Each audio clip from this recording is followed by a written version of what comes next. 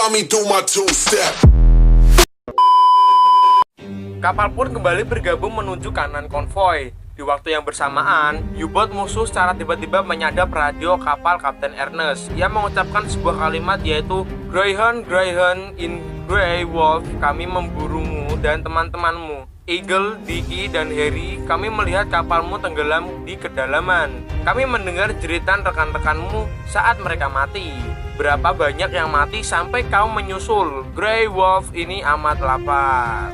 Karena Kapten Ernest tidak ingin anak buahnya terprovokasi dari kalimat tersebut, lantas ia menyuruh anak buahnya untuk mengganti saluran radio ke saluran zebra. Saat radio mati, Kapten Ernest mendapat koordinat U-boat musuh dengan jarak 9 mil yang sedang di permukaan untuk mengisi baterai dan juga udara. Ternyata Dicky juga mendapatkan koordinat U-boat lain, bahkan 2 U-boat sekaligus yang siap menyerang. Setelah mendengar informasi tersebut, Kapten Ernest lantas bersiap-siap untuk melenyapkan U-boat tersebut. Lantas, tanpa basa-basi, anak buah Kapten Ernest menembaki U-boat tersebut di saat pertarungan yang sengit itu. Ternyata dibarengi serentetan suar bahaya dari beberapa kapal dagang, bahkan setelah meluncurkan suar mara bahaya. Berjarak beberapa detik, kapal dagang pun langsung meledak dan saking banyaknya tembakan suar dan juga ledakan kapal dagang. Ledakan dan suar bisa dilihat di langit-langit, bahkan juga bisa menembus tebalnya awan pada saat itu. Hari demi hari pun berlanjut, 26 jam menuju perlindungan udara. Pagi hari pun diawali dengan laporan hilangnya 5 kapal sekaligus, yaitu Vesco, Sunland, Corning, Paumbarton, Powell, dan ditambah 2 kapal rusak. 23 selamat dan dipastikan 201 tewas. Di saat mendengar kabar tersebut, Kapten Ernest memandangi jendela dan mengingat masa lalunya bertemu sang pujaan hati sebelum ia meninggalkannya untuk melakukan tugas. Di saat enak-enak mengingat masa lalu,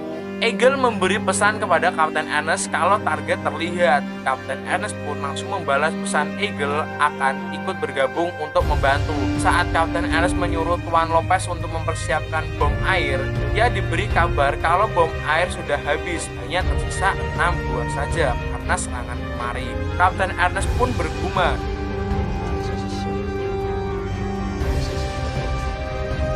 sebuah kata-kata yang tepat diucapkan pada saat itu. Kapten Ernest pun melanggar sebuah protokol supaya ia dan konvoi cepat masuk di area pelindungan udara. Setelah mendapat perkiraan waktu sampai di pelindungan udara, Kapten Ernest pun langsung berhadapan dengan U-boat. Disinilah tembakan dilontarkan satu persatu, tetapi karena Dicky sudah berada di posisi serang, Kapten Ernest pun membelokkan kapal untuk membuka jalur tembak kepada Dicky. Saat Kapten Ernest membuka jalur, tiba-tiba salah satu anak buah Kapten Ernest memberitahu kalau ada 2 torpedo menuju kapal. Saat torpedo lolos hanya lewat di belakang kapal dan tiba-tiba U-boat pun muncul di sebelah kapal. Wah, GG men. Tanpa basa-basi, Meriam pun mulai menembaki U-boat tersebut, tetapi tak satu pun ada yang kena, dan U-boat pun kembali menyelam yang bertujuan untuk kabur. Kapten Ernest tidak membiarkan begitu saja.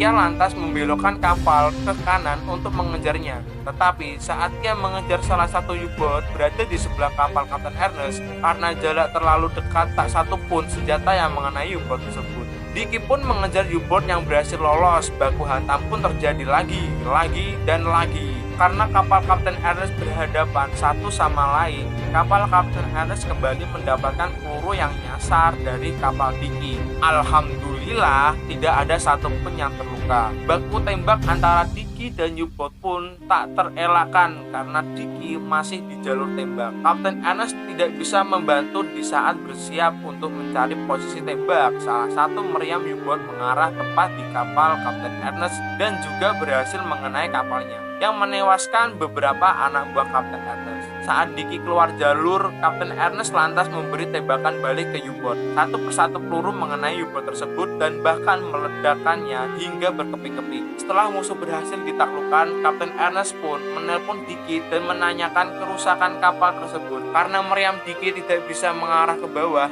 Dicky pun tertembak 3 kali. Tembakan tersebut membuat bolong kapalnya. Dicky berusaha untuk menambalnya dan kembali berburu lagi. Kapten Ernest pun menyuruh Dicky kembali ke penjagaan konvoi. Kapal Kapten Ernest pun juga tertembak di bagian samping kapal, tapi tidak membuat lubang di kapal. Korban pun mulai dihitung. Scene pun beda di ruang sang kapten, 3 terluka parah dan 3 gugur. Peristiwa tersebut mengakibatkan sang juru masak sang kapten tewas. Ia tewas saat pengisian amunisi. Saat perwira-perwira keluar ruangan, Kapten Ernest menanyakan seberapa parah George Cleveland, sang juru masak yang tewas, dan dia jawab kalau jasadnya benar-benar hancur. Kebaktian pun dilakukan untuk memberikan penghormatan terakhir dari korban-korban yang gugur. Saat kebaktian berlangsung, tiba-tiba suara marah bahaya kembali diluncurkan. Suara itu tepat di konvoi belakang. Kapten Ernest pun langsung menuju ke belakang konvoi. Di sisi lain, Kapten Ernest mendapat beberapa informasi kalau Eagle tertembak di bagian mesin dan mengakibatkan kapal miring 5 derajat. Kalau tetap menaikkan kecepatan, kapal tersebut akan semakin tenggelam. Eagle juga berpesan akan bertahan sesuai izin laut, katanya untuk Kapten Ernest. Hari pun berganti 14 jam menuju pelindungan udara. Saat melihat kapal Eagle yang semakin miring, Kapten Ernest pun mendapat informasi kalau Eagle meminta izin akan meninggalkan kapal karena kemiringannya yang semakin parah. Kapal tersebut bahkan sudah dianggap sebagai rumah yang indah, ucap kapten kapal Eagle. Dan Kapten Ernest pun mengizinkan kapal itu untuk ditinggalkan. Saat kapten meminum segelas kopi, ia melihat peta dan langsung memanggil Carly untuk meminta bantuan kepada Angkatan Laut Inggris kalau ia benar-benar membutuhkan bantuan pelindungan udara. Dan kode pun tersampaikan kepada Angkatan Laut Inggris yang membalas akan ada bala bantuan pelindungan udara, tetapi kode pesan itu baru sedikit terpecahkan. Tapi anak buah Kapten Ernest yakin atas pesan tersebut. Dan malam pun semakin larut. Di malam yang sunyi, tiba-tiba radio kapal Greyhound kembali disadap oleh musuh. Ia mulai menakut-nakuti seluruh awak kapal kembali. Tetapi dengan sigap, Kapten Ernest memerintahkan untuk mengganti saluran radio supaya mematikan suara musuh yang ada di radio. Hari pun berganti, 3 jam menuju pelindungan udara. Saat di anjungan, Kapten Ernest menyuruh kurirnya untuk mengambilkan sandal yang berada di ruangannya, yaitu sandal hadiah Natal dari Sang Pujian Hati. Ternyata saat Kapten Ernest membuka sepatu, kakinya ternyata berdarah karena gesekan dengan sepatu yang ia pakai berjam-jam selama pelayaran pertama. Saat bersamaan, Kapten Ernest mendapatkan kabar dari ruang sonar kalau ada 2 target yang menuju kapalnya. Kapten Ernest pun langsung mengabari informasi tersebut kepada pengawal konvoi lainnya untuk bersiap-siap. Ia pun juga mengumumkan siaga tempur. Radio milik Kapten Ernest pun kembali disadap musuh, memberi ucapan selamat pagi untuk Greyhound dan mulai menakut-nakuti kalau ia tidak bisa lolos dari Grey Wolf. Tidak bisa dan tidak akan, katanya.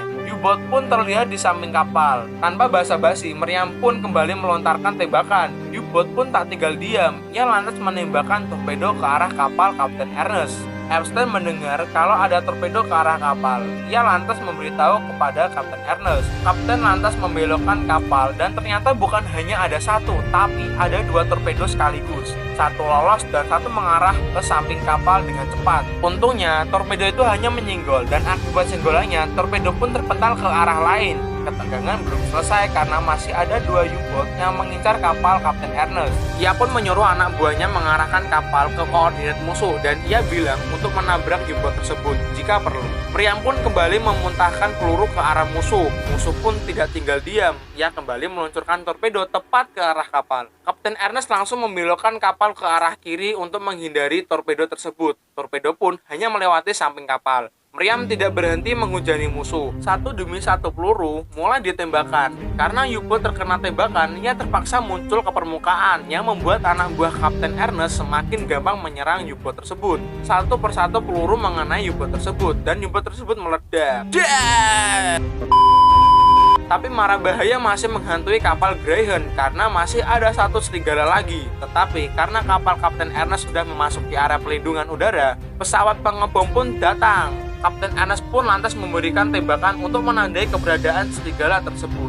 Setelah melihat tanda-tanda keberadaan musuh, pesawat lantas menurunkan bom dan langsung menenggelamkan musuh untuk selama-lamanya. Ledakan musuh menandai hilangnya mara bahaya untuk konvoi dan juga memberi kebahagiaan semua kru yang berada di kapal Kapten Ernest. Kapten Ernest pun memberi kabar kepada seluruh konvoi. Radar dan sonar tidak mendeteksi adanya musuh dan meyakinkan kepada konvoi kalau konvoi benar-benar aman. Greyhound pun mendapat sambutan oleh Angkatan Laut Inggris. Ia juga memberi laporan kepada salah satu kapal kapal Inggris yaitu Diamond. Laporan tersebut berisi kalau Kapten Ernest mendapat kesulitan di 48 jam terakhir dan juga kehilangan 7 kapal konvoi. 2 lainnya rusak. Ia juga memberitahu kerusakan kapalnya dan juga kehilangan 3 kru kapal. Kapten Ernest juga memberitahu kalau ia telah menghancurkan 4 U-boat. Mendengar perkataan tersebut, Kapten kapal Diamond sangat bangga terhadap kerja kerasnya. Terlebih, ini adalah tugas pertamanya. Setelah memberikan laporan, Kapten Ernest memberitahu informasi kepada Dickie dan Harry kalau ia dibebaskan menjaga konvoi dan diperintahkan untuk menuju Londonderry. Dan disinilah kita bisa lihat betapa lelahnya Kapten Ernest. Dan juga di sini kita bisa melihat ia baru bisa digantikan di Anjungan setelah beberapa hari menghadapi musuh. Ia bahkan melupakan makan dan tidurnya, hanya meminum segelas kopi supaya tetap terjaga. Saat perjalanan menuju ruangannya, ia melihat kebahagiaan yang terpancar dari raut wajah kru kapal dagang dan juga berterima kasih atas jasa yang ia berikan. Kru kapal Kapten Ernest membalas dengan teriakan kemenangan dan tidak lupa memberikan kalimat perpisahan kepada sang kapten yang bertuliskan, "Terima kasih Graham, semoga berhasil dan jangan lupa minumlah untuk kami di Derry." Kapten Ernest pun akhirnya bisa tertidur untuk mengembalikan tenaganya yang sudah terkuras habis dan tidak lupa berdoa kepada Tuhan atas keberhasilannya menumpas musuh-musuh yang keji dan bersiap untuk menemui sang pujaan hati kembali. Film pun tamat. Di akhir film menceritakan selama perang di Arktik, lebih dari 3.500 kapal yang membawa jutaan ton kargo tenggelam, 7.200 jiwa hilang selamanya. Nah, dari Kapten Ernest ini, kita banyak belajar tentang leadership. Seorang pemimpin yang baik itu tetap tenang meskipun berbagai bahaya menghadang, datang silih berganti. Dan di sini kita juga bisa menirukan sikap Kapten Ernest terhadap anak buahnya yang selalu mengucapkan terima kasih, lalu memuji hasil kerja anak buahnya, bahkan ia tidak pernah memaki anak buahnya. Dan di sini nyata kalah hebatnya, Kapten Ernest tidak lupa terhadap Tuhannya. Ia berdoa sebelum berperang dan juga setelah berperang. Disinilah sebuah tindakan kecil yang bahkan orang belum tentu bisa melakukannya. Oke, sampai di sini saja video kali ini. Semoga terhibur dan kalian jangan lupa mengambil hikmah dari film Graham tersebut. Sampai jumpa kembali di video berikutnya. Bye bye.